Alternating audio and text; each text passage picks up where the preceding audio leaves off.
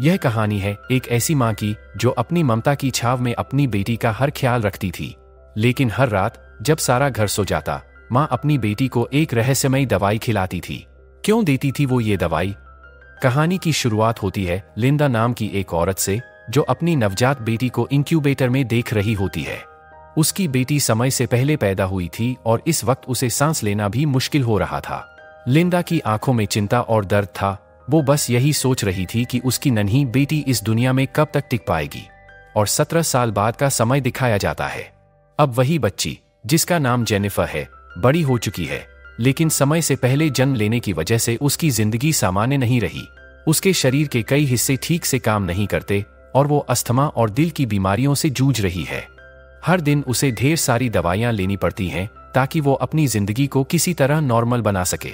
Jennifer के शारीरिक संघर्षों के बावजूद वह एक होशियार और महत्वाकांक्षी लड़की है। उसने एक नामी यूनिवर्सिटी में दाखिला लेने की कोशिश की, लेकिन कई हफ्तों बाद भी उसे यूनिवर्सिटी की तरफ से कोई जवाब नहीं मिला। इस पर उसे लगा कि शायद उसे रिजेक्ट कर दिया गया है। इसी बीच लिंदा, जेनिफर की माँ, ग्रोसरी शॉपिंग करके घर लौटती है। फोन कॉल्स में बिजी लिंदा को देखकर जेनिफर ग्रोसरी बैग से चॉकलेट्स निकालने की कोशिश करती है, लेकिन तभी उसे बैग में अपनी माँ के नाम की कुछ टैबलेट्स दिखाई देती हैं। यह देखकर जेनिफर हैरान हो जाती है, क्योंकि उसकी माँ तो कभी भी कोई मेडिसिन नहीं लेती थी। रात को जब लिंदा अपनी बेटी को रोज की तरह टैबलेट्स देने आती है, जेनिफर ध्यान से देखती है कि उसे वही टैबलेट दी जा रही है जो उसकी माँ के नाम से आई थी। जेनिफर पूछती है, ये दवाइयाँ आपके नाम से क्यों आई हैं? लिंदा जवाब में बस हंसकर कहती है, शायद ये फार्मेसी की गलती है। जेनिफर कुछ नहीं कहती और चुपचाप दवाई ले लेती है। अगली सुबह जेनिफर वही टैबलेट उठाती है और उसे ध्यान से देखती है। टैबलेट पर ट्राइक्सिन लिखा था, लेकिन अजीब बात यह थी कि यह टैबलेट किसी और दवा के रैपर में लिपटी हुई थी। जेनिफर का शक अब और बढ़ गया था। वह इस दवाई के असली फॉर्मूले के बारे में जानने के लिए अपने कंप्यूटर पर सर्च करने लगती है, लेकिन इंटरनेट नहीं चल रहा था। दरअसल यह इंटरनेट उसकी माँ लिंदा ने ही बंद किया था। वह दूर खड़ी अपनी बेटी की हर हरकत को देख रही थी, लेकिन कुछ नहीं कहती। जेनिफर इस बात को नजरअंदाज करती हुई अगली सुबह मौका देखकर अपनी माँ के फोन से किसी अजनबी नंबर पर कॉल करती है। कॉल उठाने वाले शख्स से वह मदद मांगती है, कृपया मेरी मदद करें, मुझे एक दवाई का फॉर्मूला सर्च करना है, ये मेरे लिए बहुत जरूरी है। दूसरी तरफ का आदमी उसकी मदद करता है और बताता है कि ट्राइक्सिन नामक दवा अक्सर दिल के मरीजों को दी जाती है और इसका रंग लाल होता है। लेकिन जेनिफर के हाथ में जो टैबलेट थी वह हरे रंग की थी।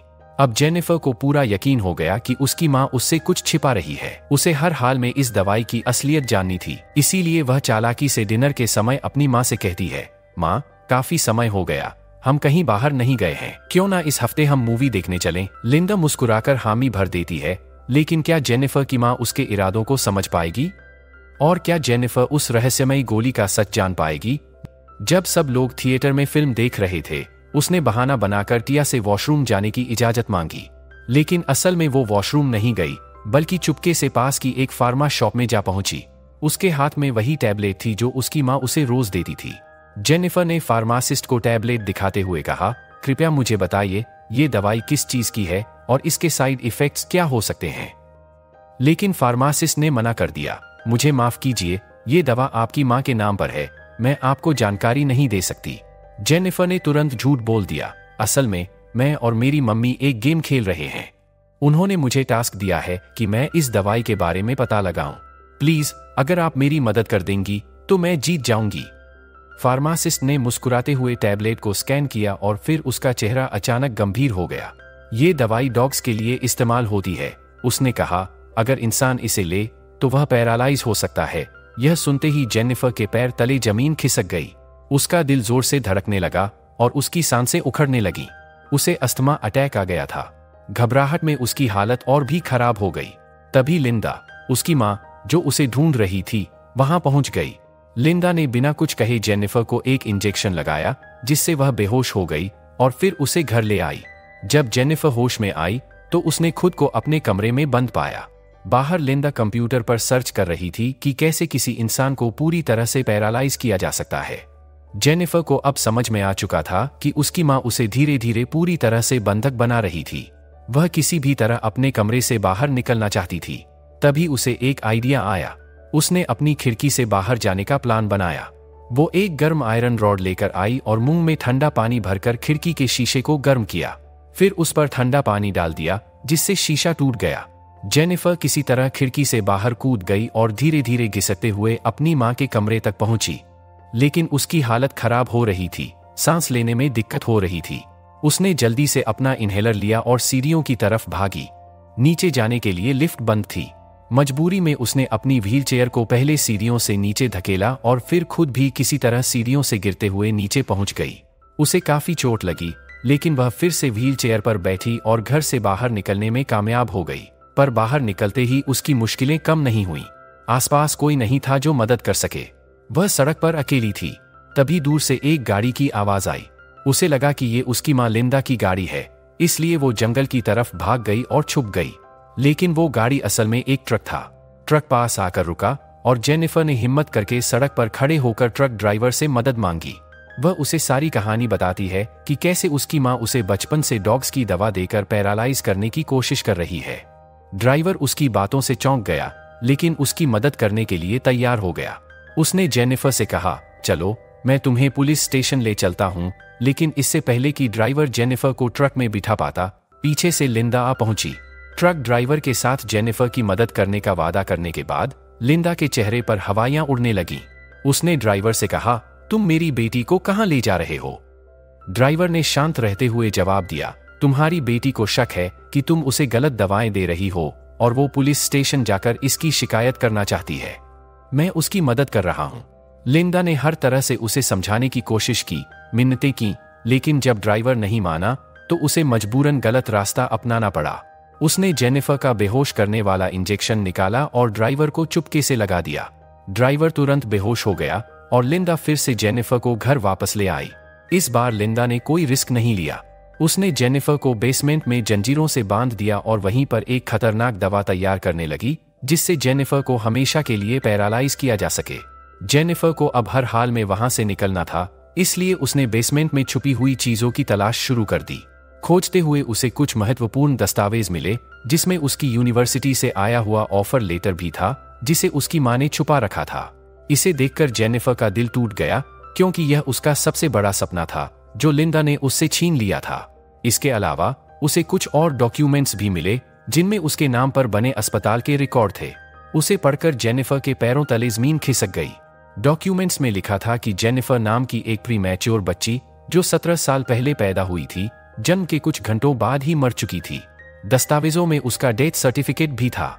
जेनिफर के मन में सवाल उठे, अगर वो बच्ची मारी जा चुकी थी तो मैं कौन हूं?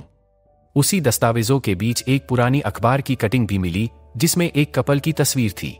वो कपल दुखी होकर रो रहा था, क्योंकि जिस दिन जेनिफर का जन्म हुआ था, उसी दिन उनकी नवजात बेटी को उसी अस्पताल से किडनैप कर लिया गया था। यह खबर देखकर जेनिफर को समझ में आ गया कि लिंदा उसकी असली मां नहीं है। असल में वह उस कपल की बेटी थी जिसे लिंदा ने हॉस्पिटल से किडनैप किया था। अब जेनिफर हर हाल में वहां से निकलना चाहती थी, लेकिन सारे रास्ते बंद थे। तभी लिंदा बेसमेंट में आ गई। जेनिफर उसे देखकर घबरा गई और चिल्लाई, दूर रहो मुझसे, मैं सब जान गई हूं। तुम मेरी असली मां नहीं हो, तुमने मुझे किडनैप किया था। मैं उन लोगों की बेटी हूं। यह सुनकर लिंदा भावुक हो गई और आंसू भरी आंखों से बोली, जेनिफर, मैं तुम्हारी असली मां हूं। मैंने तुम्हें हमेशा अपने दिल से चाहा है। मैं बस चाहती थी कि तुम हमेशा मेरे साथ रहो। मैं तुमसे बहुत प्यार करती हूं। जेनिफर ने लिंदा की बातों पर भरोसा करने से इनकार कर दिया। उसने गुस्से में कहा, तुमने मेरी जिंदगी बर्बाद कर दी। तुमने मुझे सच से दूर रखा। यह सुनकर लिंदा का भी सब्र जवाब दे गया। अब वह कोई बहाने बनाने के मूड में नहीं थी। उसने एक बड़ा इंजेक्शन निकाला और उसमें वही खतरनाक दवा भरने लगी, जिसे वह जेनिफर को देकर हमेशा के लिए पैरालाइज करना चाहती थी। जेनिफर को यह देखकर बहुत डर लगा। अपनी जान बचाने के लिए वह किसी तरह घिसटते हुए एक वार्डरोब के अंदर घुस गई। वह उसे बंद करने की कोशिश कर रही थी, लेकिन दरवाजा ठीक से लॉक नहीं हो रहा था। घबराहट में उसने वार्डरोब के अंदर रखी एक बोतल से लिक्विड पी लिया।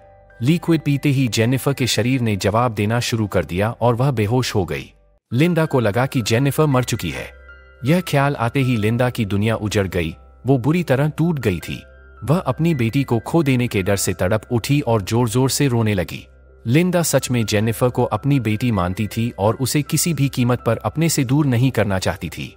यही वजह थी कि वह उसे पैरालाइज करने वाली दवाइयां देती रही थी, ताकि जेनिफर कभी अपने असली माता पिता के पास न जा सके। जेनिफर को जब होश आया तो उसने खुद को एक अस्पताल के बेड पर पाया। उसके चारों ओर डॉक्टर थे जो उसके पेट को साफ कर रहे थे। उसकी नजरें कमरे के बाहर पड़ी जहां लिंदा खड़ी थी।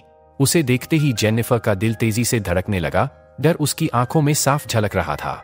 उसने जल्दी से पास खड़ी नर्स को इशारे से बुलाया और उससे पेन और कागज मांगा ताकि वह उसे कुछ लिखकर बता सके।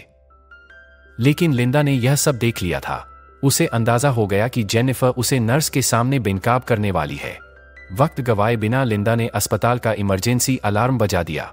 चारों ओर अफरातफरी मच गई और इसी हंगामे का फायदा उठाते हुए लिंदा ने जेनिफर को वहां से भागने की कोशिश की। जब नर्स कमरे में आई तो जेनिफर वहां नहीं थी। उसने तुरंत सिक्योरिटी को अलर्ट किया। लिंदा अब जेनिफर को सीढ़ियों से बाहर लेकर जाने वाली थी कि तभी सिक्योरिटी ने उन्हें पकड़ लिया।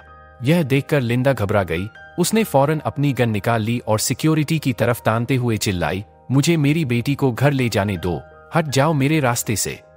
लेकिन सिक्योरिटी ने गन नीचे नहीं की और मजबूरी में उन्हें लिंदा के कंधे पर गोली मारनी पड़ी। गोली लगते ही लिंदा घायल हो गई और गिर पड़ी। जेनिफर को डॉक्टर्स ने रेस्क्यू कर लिया। इस हादसे के बाद कई साल बीत गए। अब जेनिफर अपने मां से मिलने जेल में आई थी। लिंदा को गिरफ्तार कर लिया गया था क्योंकि उसने सालों तक जेनिफर को पैरालाइज कर रखा था। हम देखते हैं कि जेनिफर अभी भी व्हीलचेयर पर है, लेकिन वह अब कुछ कदम चलने में सक्षम है। जेनिफर धीरे धीरे चलते हुए लिंदा के पास आती है। उसकी आंखों में दृढ़ता थी और वह लिंदा से कहती है, आपकी दी हुई दवाइयां छोड़ने के बाद अब मैं जल्द ही पूरी तरह चल पाऊंगी। यह सुनकर लिंदा खामोशी से उसकी बात सुनती रही। जेनिफर ने आगे बताया, मैंने अपनी पढ़ाई पूरी कर ली है, अब मेरी एक अच्छी नौकरी है, मैंने शादी भी कर ली है और सबसे बड़ी बात, मैंने अपने असली माता पिता को भी ढूंढ लिया है। लिंदा की आंखों में गहरा दर्द और पछतावा था, लेकिन उसने कोई प्रतिक्रिया नहीं दी। कहानी का सबसे चौंकाने वाला मोड़ तब आता है जब जेनिफर अचानक अपने मुंह से कुछ टैबलेट्स निकालती है। ये वही टैबलेट्स थीं जो लिंदा सालों तक उसे पैरालाइज करने के लिए देती आई थी। जेनिफर ने बड़ी शांति से वो टैबलेट्स लिंदा के मुंह में डाल दी। लिंदा कुछ समझ पाती उससे पहले ही टैबलेट्स ने अपना असर करना शुरू कर दिया। जेनिफर अब अपना बदला ले चुकी थी। उसने ठान लिया था कि लिंदा कभी भी इस जेल से बाहर न आ सके। लिंदा की आंखों में डर और पछतावे के साए थे और जेनिफर की ठंडी निगाहों के साथ यह कहानी यहीं समाप्त हो जाती है।